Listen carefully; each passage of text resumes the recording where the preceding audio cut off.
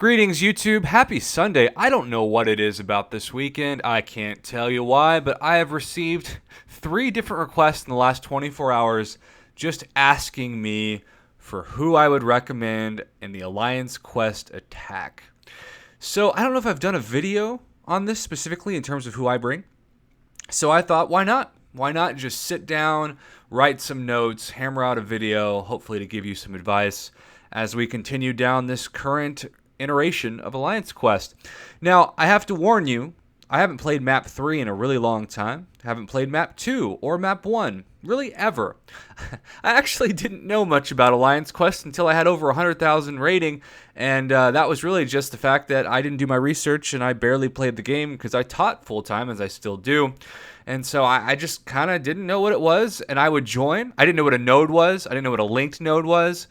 Without the people in my first alliance that really guided me, I would not be where I am today, so I'm so thankful to them. I don't know if they even watch my channel still, but you know who you are, you guys. You're the reason why I'm not necessarily as bad of a scrub. At times, I definitely still am a scrub, but not as bad as I used to be. I actually know what a node is and hopefully at least how to spell it. So I want to pull up, with my champions, who I would recommend, and it's going to be mainly Map 5 and Map 6 conversation, but I did pull up the notes for the current Season 4.1 Alliance Quest mini-bosses, and also just a brief discussion of Sentinels, because despite the fact that Sentinels have been nerfed, they're still not the easiest to defeat, especially when you're having a off game. And Sentinels, for me, sometimes the problem is that the AI can be really slow. So I'll go to parry, and I have nothing to block. The Sentinel will kind of just freeze, and so then I'll go to attack it, and of course it intercepts me. That's the hardest part for me about fighting Sentinels. It's not that they're hard necessarily. In fact, I've gotten really good about dodging both their special 1s and special 2s, and the skill Sentinel, the changes with the Purify, have helped a lot. But it's still at times difficult, especially when I bring someone like a Scarlet Witch into Alliance Quest, because their AI will just be really slow. And I'll have to be a lot more aggressive than I want to be, because normally my number one plan, I block at the start of every fight. My plan is to parry immediately and then go on the counterattack. And when I go to parry and block and the AI just sits there, suddenly I have to change things. And it's kind of cool, I guess, to have to change up my strategy, but I would prefer the AI to be really aggressive like it is on the hard AI of say, the top featured arenas, where you're forced to constantly parry because you know that the enemy is trying to kill you. Okay, so for starters, I'm just going to do this by class, but before I do that, I'm going to get the most obvious Alliance Quest triple threat out of the way. If you are new to the game, you're going to hear this phrase a lot. It's a phrase called the Holy Triumvirate. No, Jesus Christ does not play this game. So you're like, what the heck? If you've got like a Catholic background, you're thinking Father, Son, and Holy Ghost. Why are you talking about this in a Marvel mobile video game? Well, the Holy Trinity, if you will, is Mr. Blade, who I would consider to be, in this analogy, the Jesus of the MCOC community. And then you have Stark Spidey and Ghost Rider, and their synergies together are what make them the Holy Trinity. Stark Spidey is already one of the best champions, really top 3 in the game, and when you start with 3 poise charges, which automatically gives him a crazy amount of attack rating, he's just instantly great. You don't have to gain more poise charges than 3 to immediately do damage, which is quite incredible. And then Blade is really the key to all of this, because in Map 5, the new Alliance Quest mini-bosses are Morningstar, Nightcrawler, and Green Goblin. And so if you have Ghost Rider in the same attack team with Blade, you automatically get his danger sense to apply to any enemy. Any champion that's tagged as an enemy greatly hurts their ability to do what they were created to do. It essentially nerfs their ability to be powerful.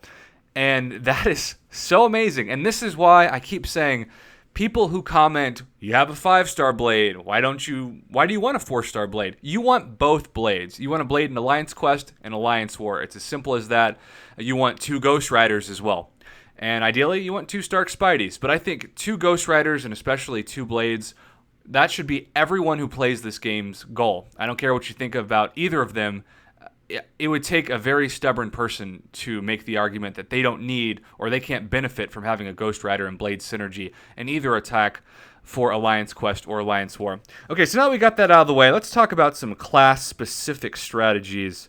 And I'll just kind of talk about the people that I have, and I might have to go down to some 3-stars because I don't have every champion as a 4-star and certainly not as a 5-star. Heck, there are even some new champions I don't have as a 3-star.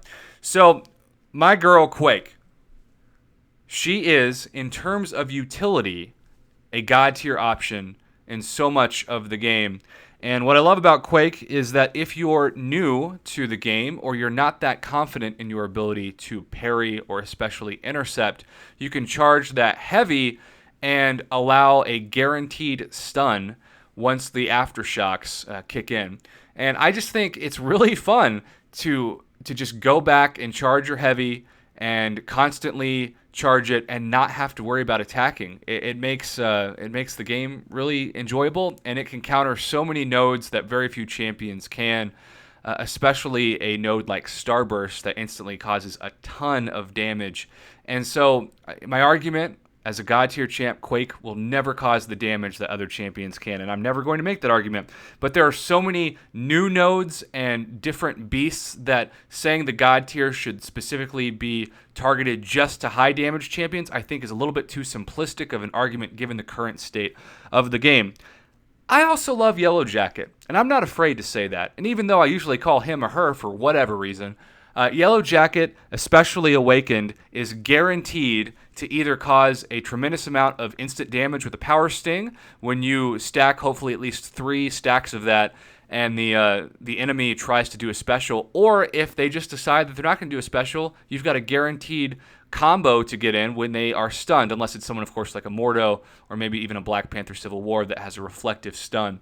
I also think that both Captain Americas, and I don't have the new Captain America, but I've been told his block proficiency is through the roof as well, but for the sake of argument, for especially newer players who aren't going to get the new Captain America, the OG Captain America and Captain America World War II are fantastic options to bring into Alliance Quest especially. Alliance Quest is all about not taking damage because you don't want to use potions or revives. They're very costly, and unlike the regular potions and revives in questing, it's not percentage based, it's a flat amount. It's like 1,000 health instead of 20%, which that's one of my biggest complaints about the game currently. Is it's smart because you actually have to be very careful, and you're still going to die quickly because 1,000 health is nothing, especially when you get up to the top tiers of both Alliance Quest and Alliance War. But because of that, you want to block and take as little damage as possible. And so the higher the block proficiency, the less damage. And perfect block, if you're new to the game, used to be a thing you could get with synergies. You could do a perfect block team and everybody would have zeros across the board. But the game got smart and changed that up. And now suddenly, even if you have perfect parries and you've got block proficiency at the very top, you're still going to take some damage. And just at the bottom, because I want to move on pretty fast, Luke Cage used to be trash, and now as an Alliance Quest and really an Alliance War attacker, he is close to being God tier. And I think in some cases you could argue Mr. LC deserves that status even because of, if nothing else, to start the match when awakened on Indestructible. Oh, what a great courtesy to have. What a great fallback to know that if you mistime a parry or something goes wrong and you get hit, you don't take damage at all. Like, that Indestructible is so amazing. Plus, he's got stun, bleed immune. So Luke Cage down a bleed immune path is incredible. And just real quick, if you don't have any of those and you're looking for other options, believe it or not, I still think that She-Hulk, of all people, because she's poison immune and you can practice parrying and then doing heavy attack, not the worst Alliance Quest attack option. And I think those are the people that I'm going to cover right now. Also, I've been told I should mention Gladiator Hulk. I am definitely not the person to talk about this champion with. I've never used them consistently, but some people message me and like, look, just because you haven't played with him doesn't mean he's not great. I use him all the time in Alliance Quest. He's incredible. I have him as a 6-star, and I'm like, you know what? I need to not pretend like I know what's going on with this champion. I'm going to admit my ignorance and just say that the people I trust have said he's fantastic, and I'm sure there's some people who are nodding their heads right now as I'm talking about this. So Gladiator Hulk, newer champion, hard to get, but if you get your hands on him, fantastic. And then lastly, Void as well, especially Awakened, can be great. And that kind of rounds out the science class. Let's move on to tech. And by tech, I mean skill. I promise I'm not drunk. Okay, so we've already covered Blade. Gwenpool, one of the most fun champs to play with. And if the RNG is working, it's an easy game, easy life opportunity. You've got everything from stun to insane bleed, especially with the deep wounds mastery maxed out. And her special allows you to, her awakened ability, I should say, allows you to not take more than a certain percent of damage. You can see that my 5-star actually, it's signature 23, which is not that high. But even then, 70%, losing more than 70.11% of health. Now that sounds like not too impressive because let's say you've got 100% health, you're still going to lose 69%. But that's with the remaining health. So if you're playing like this month's Uncollected Thanos and you're at 1% health, you're going to stay at 1% because you can only lose 70% of 1%, which is, of course, a fraction of your health. So that's kind of like a life hack, and if you're looking for champions that can keep you alive, Gwenpool is your top option. A poorer version of Gwenpool for sure is Punisher when awakened, and you can only get Punisher out of the arena crystals, but he is fantastic. Now, Agent Venom, another great attacking champion because of tenacity. Doesn't need to be awakened to have this ability. He can shrug off buffs, kind of like the Sentinels with Purify. And then Black Widow used to be my MVP in Alliance Quest attack before the patch 12.0 last year changed her and nerfed her a little bit. If you pair her with the Quake synergy and you do Quake and Black Widow as an Alliance Quest synergy, you really buff them back to what she was before. So I would highly recommend Black Widow, and she has the ability to, let me just go and show you her signature ability. And with a lot of champions, you want this to be as high as possible. You chance to trigger their abilities by essentially 70%. So she's going to reduce ability accuracy by 70%, and that's going to be huge for so many painful champions in the game, even like a MODOK. And I would imagine MODOK will be coming into Alliance Quest in the future because Kabam likes to make us hate them. Real quick, just rapid fire. OG Daredevil, someone that I love, especially awakened at a high level to take into Alliance Quest, dodge all projectiles from anybody, and that makes it just so relaxing. Yellow Jacket on map 5 has an unblockable special 1 that Daredevil does really well against, and then Elektra also can be a fantastic option. And if you're looking for champs that just cause bleed, Black Panther stacks the bleed. Wolverine, I'll get to mutant class in a second. And Hawkeye. Hawkeye is still one of the most underrated champions in the game. If you told me in an argument that he's God tier, I wouldn't argue with you. I understand that argument fully because his special 1 is so valuable, especially awakened with both power drain, bleed, and the chance when awakened to have that really, really long-lasting bleed damage. Okay, let's try to get through this quickly. Mutant class, Iceman and Archangel, top 2 God tier champions. Now, Archangel has really hurt his effectiveness in Alliance Quest because of Sentinels. However, if you're doing a map where you can have somebody take bleed and poison immune and you parry and then do heavies and activate the neurotoxin when awakened, everybody who knows the love of Archangel knows what I'm talking about. Fantastic. Rogue, also an incredible option. Doesn't even need to be awakened to be an incredible option. Special 1, Lifesteal. Special 2, Power Drain. Both incredibly useful, not to mention the fact that she shakes off buffs a lot faster because of her innate ability. And then you have X-23 and Wolverine. Again, these are 2 champions that lost a lot of value in Alliance Quest because of Sentinels, but if you have the ability to cause bleed, Wolverine's still effective, and X-23 becomes the better of the 2 options, which was not the case before with symbioids, because if they're not bleed immune, you can still cause crits instead of bleed to occur, and that's fantastic. Couple of honorable mentions. Gambit. Special 1 stun. You can keep doing this over and over again. I used to do that when I had Gambit, and he was one of my best champions, and that helped. Magneto, also underrated, especially against Sentinels. Psylocke, you can do Power Lock, and then when awakened, Storm can cause a ton of damage. Cable can be good. I have a lot of people who tell me that they play with Beast and love Beast. That hasn't been my experience, but I trust him. So if you've got Beast, there's some usage for him. And then Cyclops, when awakened, for both of them, can cause a lot of crits. And I think Cyclops is really fun to play. I used to play this old game called Spider-Man vs. X-Men on the Super Nintendo, and Cyclops was a beast, so he always is going to have a special place. All right, next class. We have the Cosmic class. Medusa and Hyperion are, in my mind, bar none, the top two God tier choices. I think pretty much in everyone's mind. Hyperion, parry, heavy attack. Medusa, top choice against Sentinels. I think they've helped that because she was kind of broken when they first introduced the Sentinels in Alliance Quest.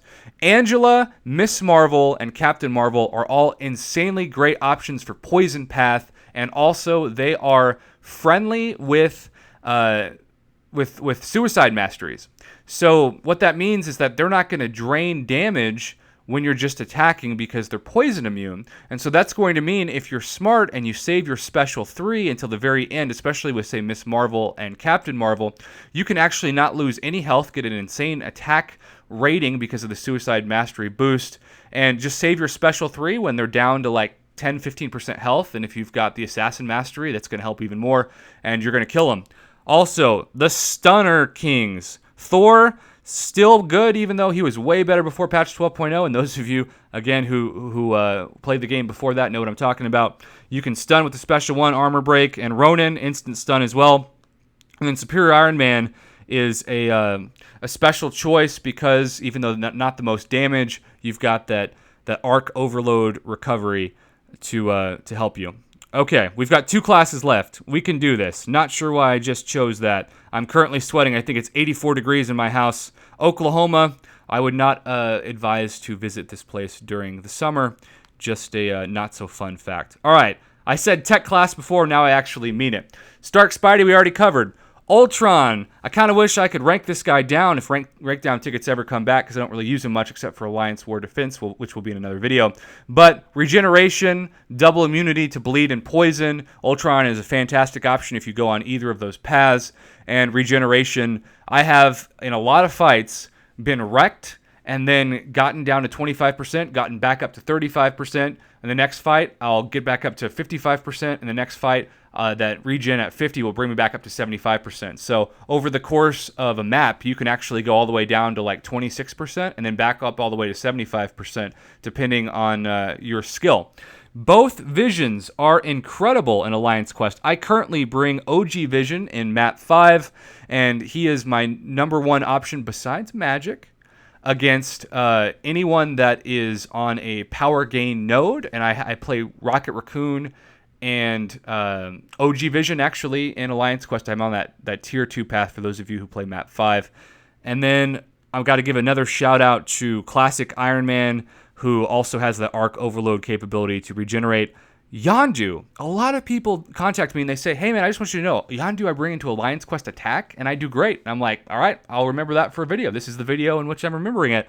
And so, hey, again, Civil Warrior. Never a champion I'm going to say take up to rank 5 if you've got better options, but some people don't.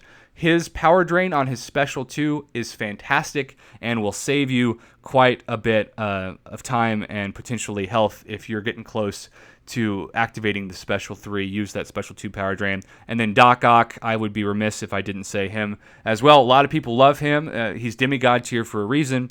And I will leave it at that and go to the last of the 6 classes, which is the Mystic class. The best overall class for so many reasons. You are checking out on the screen the top options. Ghost Rider we've covered. Dr. Voodoo, when awakened, is incredible and is one of those champions that benefits best from maxed out Mystic Dispersion because you can get his power up as fast as possible, turn all buffs into poison, and also power drain like nothing else, except for maybe Magic, who is also in my Alliance Quest Map 5 attack team. Guillotine was one of my first 5 champions. I think she was number 3, and she was the second champion I ever awakened as a 4-star next to the Hulkbuster. I love Guillotine, reverse heal, and also get some life steal back with her ability. Juggernaut, highly underrated champion. I'm still on Team Juggernaut. I don't think he's a trash champion. Juggernaut saved me against the Collector when I had nobody else back in the day because I could at least count on being unstoppable at the start of fights and doing a considerable amount of damage before dying. Scarlet Witch is the 3rd member of my Alliance Quest Map 5 team currently. She wrecks Sentinels. She has, I wish, a better regeneration after patch 12.0, but still regenerates. And Power Lock, Stun, all that amazing stuff. The Hood is a highly underrated champion. I have a lot of people tell me that they love using the Hood, especially against Medusa, of all people. So thanks for that info. And then Doctor Strange needs to be back to being buffed. He was one of the most neutered people during patch 12.0, and I think he's lost so much of his value. Dormammu is another good option, and then I want to end this by saying Iron Fist can stack the armor breaks and can actually be great. Loki, another underrated champion. A lot of people think Loki's trash. I highly disagree. Not only unblockable special 2, but the stealing the buff of special 1. So if you're losing health and you're fighting somebody who's regenerating, you can steal that. And Thor Jane Foster, when you have the ability to stun and then shock, and you have infinite stun when they're shocked, it's fantastic. And then people have been telling me that they also love to use Morningstar, which typically is somebody that is a Alliance War defense heavy option. But hey, if you love Morningstar as an attacker, I can understand that. Amazing special 2. And with Mystic Dispersion, you can get up to that special 2 and special 3 very fast, and of course causes bleed as well. So I tried to do this as fast as possible. I probably talked really fast, but I don't like putting out 30-minute videos, and so at least this is under 25. I hope this helps you, whether you are somebody like me who's been playing the game for almost 3 years, Lord help me, or somebody who's only been playing the game for 3 days.